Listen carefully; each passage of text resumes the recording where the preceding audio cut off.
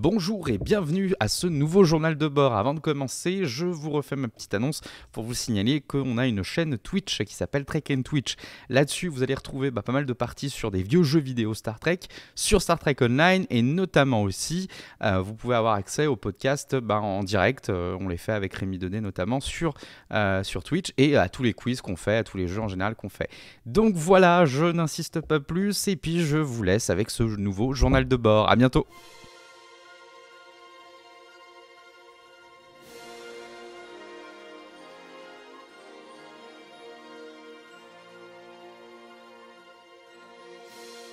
Bienvenue dans ce nouveau journal de bord qui reviendra sur l'Enterprise le moins connu de l'histoire de Star Trek, à savoir l'Enterprise B, dont le lancement annonça la fin d'une ère de cow-boys et de légendes.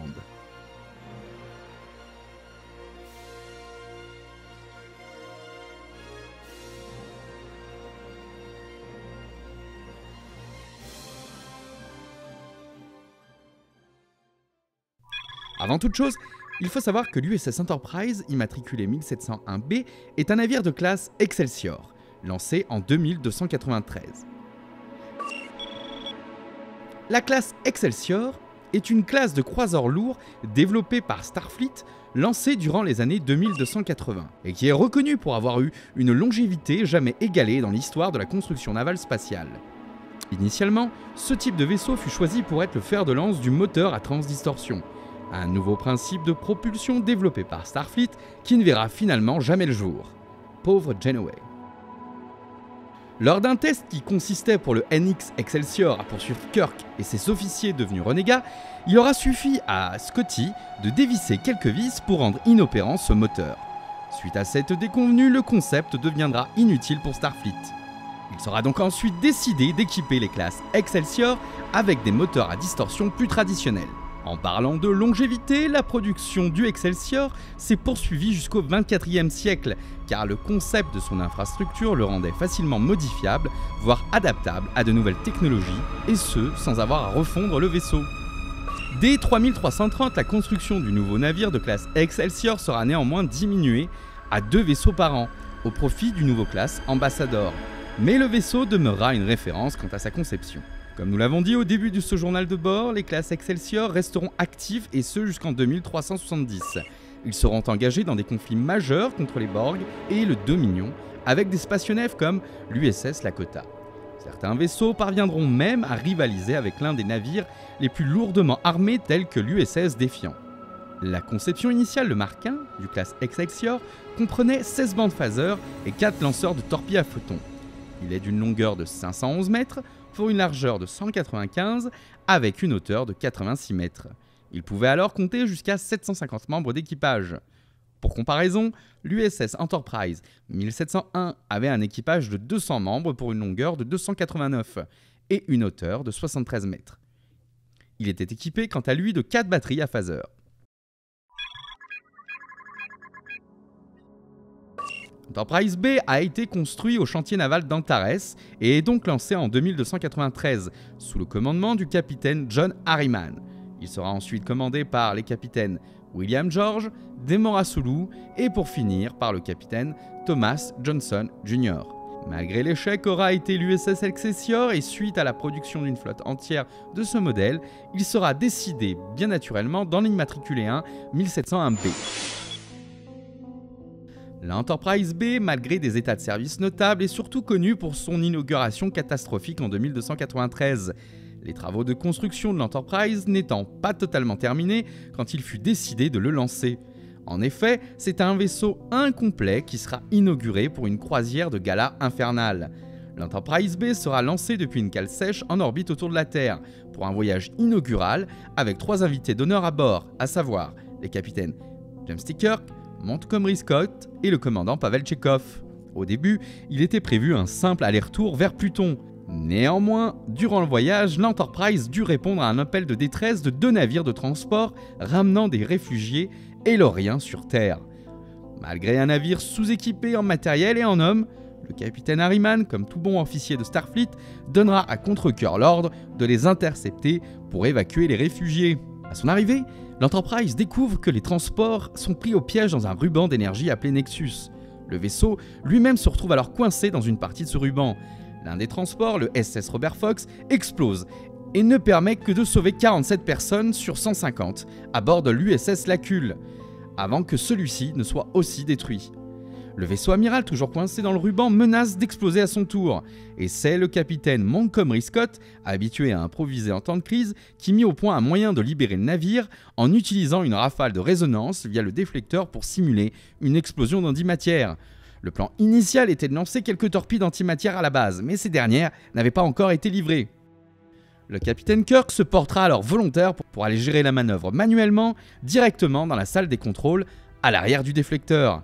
Grâce à l'expérience des deux capitaines, l'Enterprise B échappe au ruban d'énergie. Mais durant la manœuvre, une explosion occasionne une brèche majeure dans la coque, le long des sections 20 et 28 et sur les ponts 13 à 15. Kirk est présent dans ces sections lorsqu'elles explosent. Il est donc déclaré disparu car absorbé par la brèche. La première mission de l'Enterprise B est donc connue comme celle qui aura vu la disparition du capitaine James T. Kirk. Autre fait notable, deux des rescapés Eloriens auront un rôle majeur dans l'histoire de Starfleet. Guinan, qui deviendra le barman de l'avant-toute sur l'Enterprise D, et le Dr Noon, qui sera lui la cause de la perte du même vaisseau. L'enquête qui suivra dégagera de toute responsabilité le capitaine Harriman, bien que plusieurs anciens membres de l'équipage de Kirk l'aient tenu personnellement pour responsable. Un an après ces faits, c'est à Spock de visiter l'Enterprise, où le capitaine Harriman profitera de l'occasion pour montrer à Spock une plaque commémorative à la mémoire du capitaine James T. Kirk. Dans une chronologie parallèle, après avoir pris possession d'un oiseau de proie Klingon de classe Birel, Montgomery Scott voyagera dans le temps entre 2370 et 2293 pour transporter Kirk hors de l'Enterprise B au moment où on le croyait perdu. Mais l'action causera une chronologie alternative, effaçant la fédération de l'histoire telle que nous la connaissons. La chronologie sera ensuite restaurée lorsque Kirk réintégrera le Nexus. 6 mois après ce voyage désastreux, l'Enterprise est envoyée pour faire face à une épidémie de peste tellérienne dans le système Antares, avec le docteur Leonard McCoy à son bord en tant que conseiller médical en chef. Sur le chemin, le classe Excelsior sera confronté à un vaisseau d'un renégat Klingon, Ketinga, de l'IKS Vengeance. Il s'avère que c'est le capitaine Klingon qui aura libéré volontairement la peste pour attirer la Fédération dans un piège, Harriman se retrouvant alors dans l'obligation de détruire le renégat Klingon et son vaisseau. Petit fun fact, Leonard McCoy aura servi sur 3 vaisseaux spatiaux Enterprise au cours de sa carrière, avant son embarquement à bord de l'Enterprise D. Pendant un temps, c'est le capitaine William George qui commande l'USS Enterprise B pour une exploration spatiale au-delà du secteur Gourami. Lui et son équipage cartographient 142 systèmes stellaires avec 17 premiers contacts à la fin des années 2290. À la fin des années 2290, le capitaine Harriman retrouve son siège de commandant sur l'Enterprise B. L'Enterprise B compte dans son équipage un timonier au nom légendaire, Demora Sulu, fille de Hikaru Sulu. Cette dernière, vers 2293, lors d'un débarquement, tombera dans une embuscade des Brévents sur Beta Orvis II, embuscade qui faillit lui coûter la vie. En 2303, le capitaine John Harriman et son sous-lieutenant commandant Demora Sulu quittent l'Enterprise B pour la base stellaire 23, évoquant tous deux un congé personnel. Mais en réalité, ils se dirigent secrètement vers l'Empire Romulien dans le cadre d'une mission secrète pour Starfleet Intelligence. La mission étant de vérifier des informations sur une technologie d'occultation bien plus avancée que prévu. Le commandement de l'Enterprise B sera alors remis au capitaine par intérim Demian Randon. En 2303, l'Enterprise a subi un réaménagement assez important à la base stellaire 11 dans le but de le mettre à niveau face au nouveau navire romulien de classe Ivarix.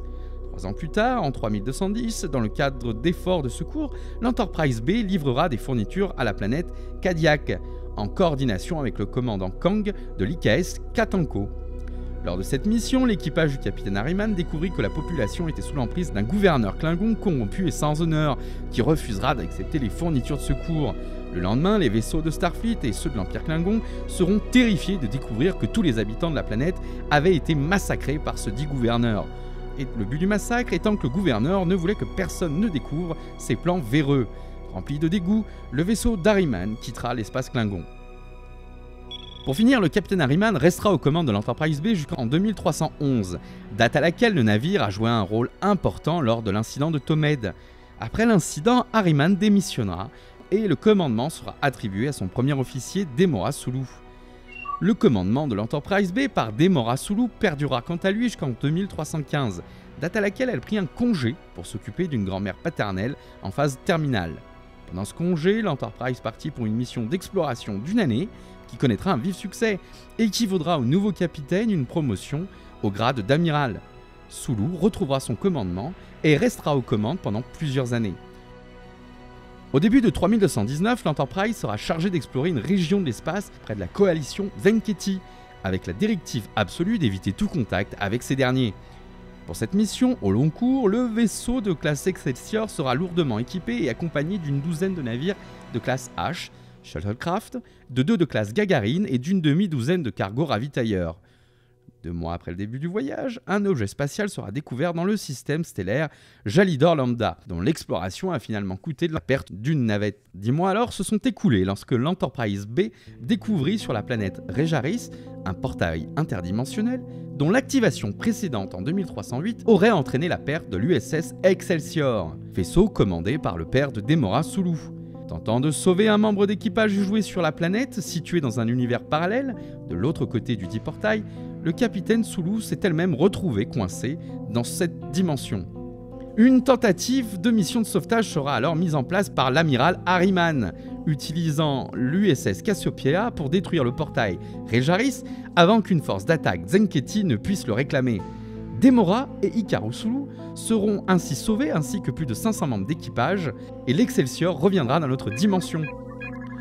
Le dernier commandement du navire sera celui du capitaine Thomas Johnson Jr., qui prendra le commandement dès le début des années 2320. La mission du navire amiral de la Fédération sous Johnson sera essentiellement une mission de patrouille à la frontière cardassienne. Le navire portera à maintes reprises assistance à des réfugiés bajorans, lorsque Cardassia annexera Bajor. En 2329, le navire sera déclaré perdu dans l'espace lointain et inexploré peu de temps après que l'équipage eut contracté une infection inconnue. La carrière de l'Enterprise B est l'une des plus longues de la Fédération et pourtant l'une des moins connues. Le vaisseau a donc disparu comme sa fantastique mission dans l'oubli lointain des archives de Starfleet. Je vous remercie d'avoir écouté ce journal de bord. Je vous invite à vous abonner et à partager ce récit au plus grand nombre de cadets, et puis à venir me dire ce qui vous intéresse dans l'histoire de l'Enterprise B. Fin de transmission.